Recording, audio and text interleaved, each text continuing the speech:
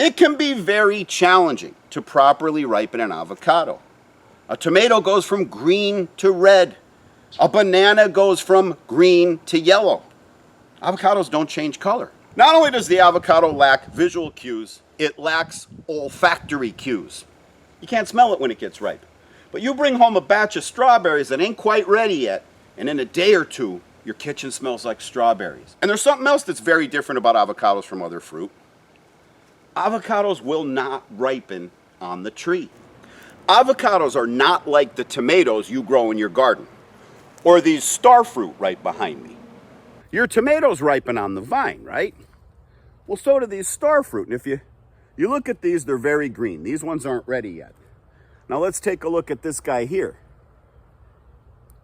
He's already rotten, right? He ripened and he's beyond his time. But if we go to this one right here, it's just right. Oh, that came right off the tree. And this one is just right and ready to eat. So you can't pick an avocado out of a tree like you can a star fruit and just take a bite. And if you want to try to bite into a fresh picked avocado, you better have very, very strong teeth. These things are hard as billiard balls when they come off the tree. Avocados don't start to ripen until you pick them. And once you pick an avocado, you have set off a 7 to 10 day countdown. There's 2 reasons avocados don't ripen properly. The first is out of your hands.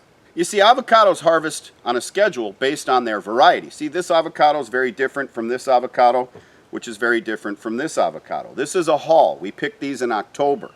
This is a Simmons. We picked these in June. This is a Hass. We start harvesting these in July. But sometimes people get greedy, especially in other countries, and they harvest the fruit too early. They put it on ships, they send it to America. The people at the grocery stores, they don't know the difference. Like I said before, you can't tell by looking at a fruit or touching it or smelling it whether an avocado is going to ripen or not. You have to know the variety and the time of year. The average worker at the supermarket doesn't know that, right? So they get a shipment of avocados in from some country somewhere where they went and picked them too early.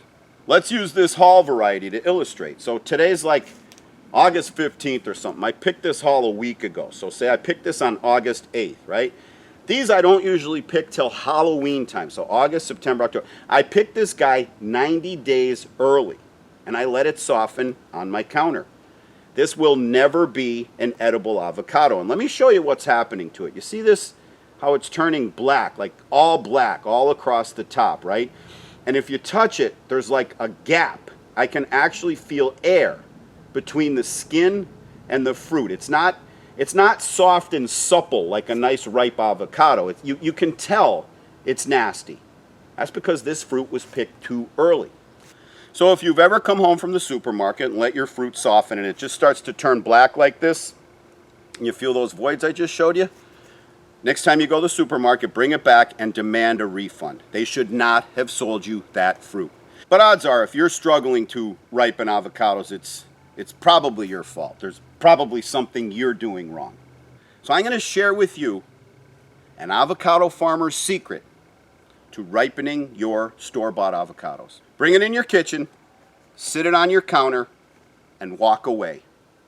Do nothing. I just asked you to do something that is about the hardest thing a human being can do.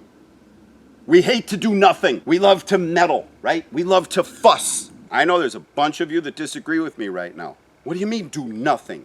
No, you do what my uncle taught me. You know, he grew up in the mountains of Mexico. You take a paper bag and fill it with kitty litter and put the avocado in there and stick an alkaline battery and a rusty nail and wrap it up tight and stick it under the sink. And in 2 days, you'll have the most delicious avocado you ever tasted.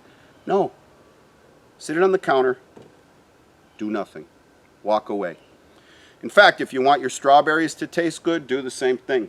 You want your cantaloupe to taste good? Don't stick it in the fridge. Take it home, put it on a counter. Walk away. Let it soften on its own.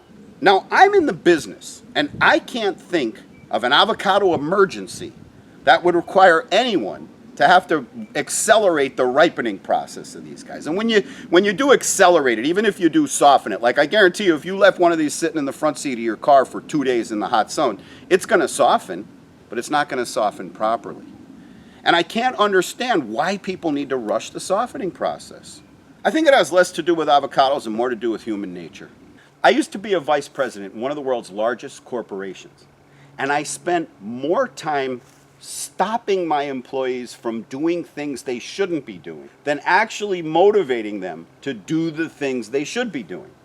They were doing the things they should be doing, but they spent way too much time spinning their wheels on stuff they should just walk away from. There's a time for action, and there's a time for inaction.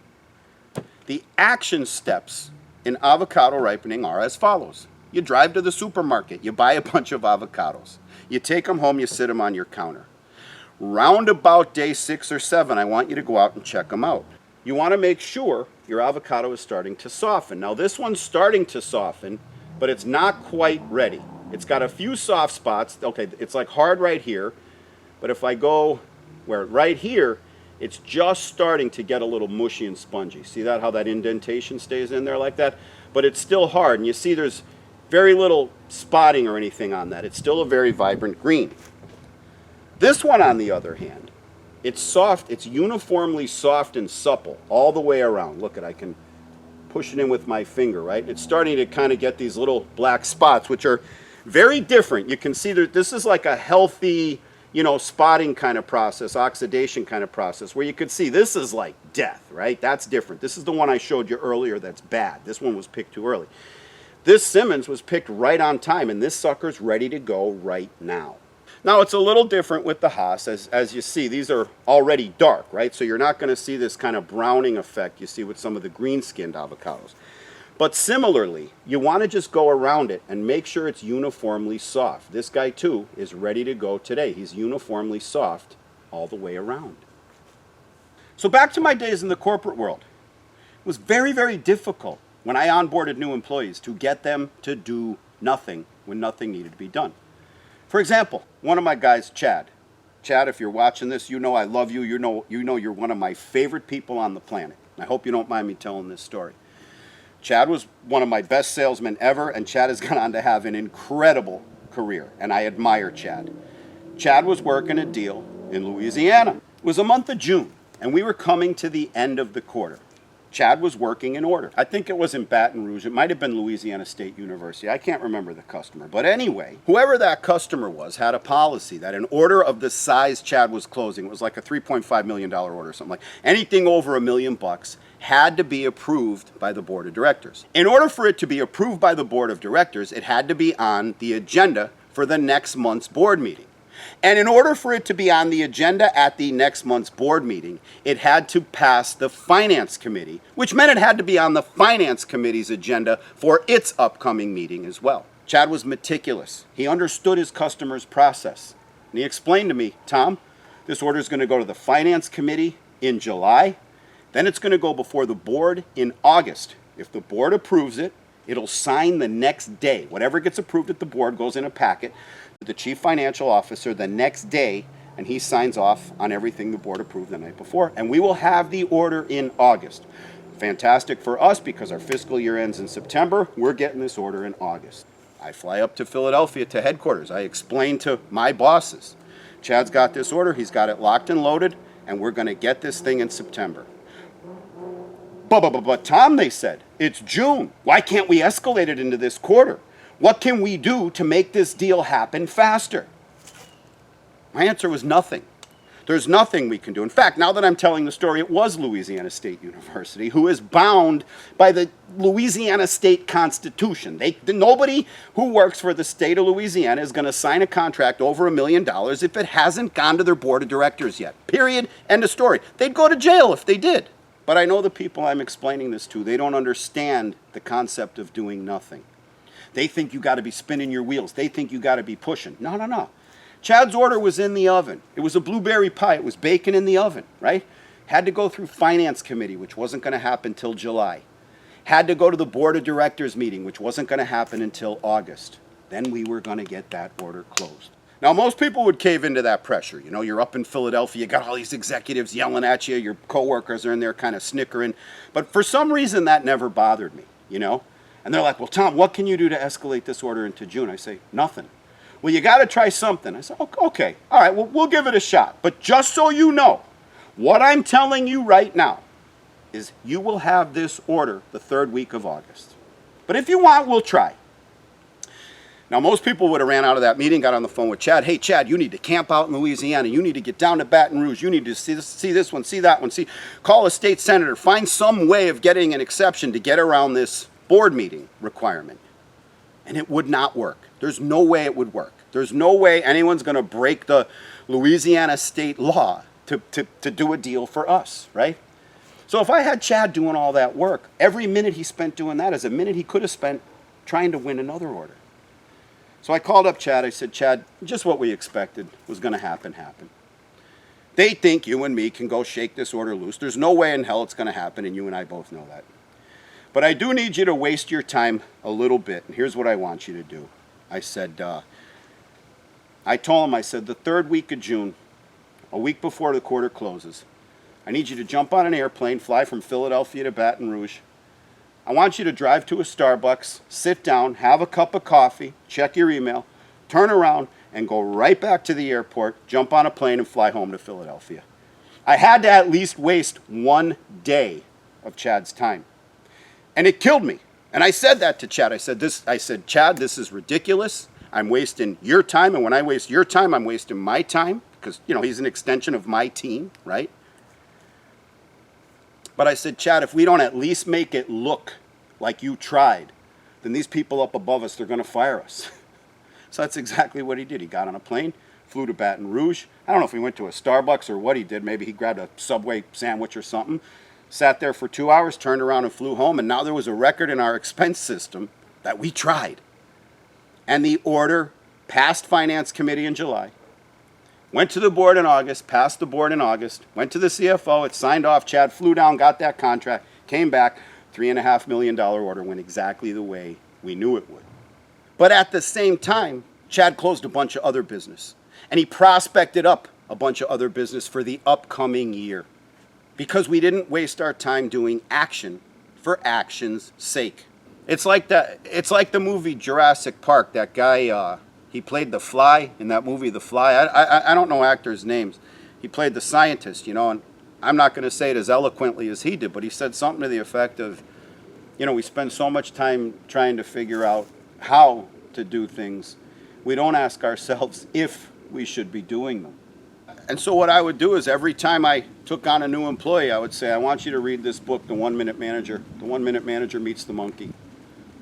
This has my management philosophy in a very thin book. Look at that. It's only about a ½ inch thick. You can burn through this thing in about an hour, maybe 90 minutes, right? I'd say, if you read this book, you're going to be able to manage your manager. You're going to be able to predict the words that come out of my mouth, because I'm going to manage you according to the philosophy in this book. And the number one thing is, don't impress me with long hours. If it's Friday night at 11 o'clock and you're sending me an email thinking I'm going to be impressed that you're working Friday night at 11 o'clock, I'm not. I'm going to be scratching my head going, what the hell is wrong with this guy's prioritization and time management skills that he's not got his work done? That he's still working on a Friday night at 11 o'clock. Is he a procrastinator? Is he wasting time on things he shouldn't be doing? I tell them, I'd say, read this book. And I want you finishing your work during work hours. That includes expense reports. That includes making travel arrangements. You finish your work during work hours. And you'll never be able to do that if you're taking on tasks that you shouldn't be. You're never going to ripen your avocado if you're fussing with it the whole time. Now, for some of you, you may not have only learned how to ripen your avocado, but you may have, for the first time ever, learned that there's different types of avocado varieties, right? Most people are used to the common Hass avocado that you get at the supermarket. And if you think you'd like to try these other varieties, go to guacfarm.com. GUACFARM.com. We sell our avocados there when they're in season. We sell our t-shirts and our stickers all year long. And every now and then, but very rarely, and don't yell at me when I don't have them, but every now and then when I have extra trees, I also sell those online. Now, I showed you this Simmons, right? It's ready to eat. I'm going to go in the house and have me a little snack. While I do that, you go to guacfarm.com, and I will see you on the next video.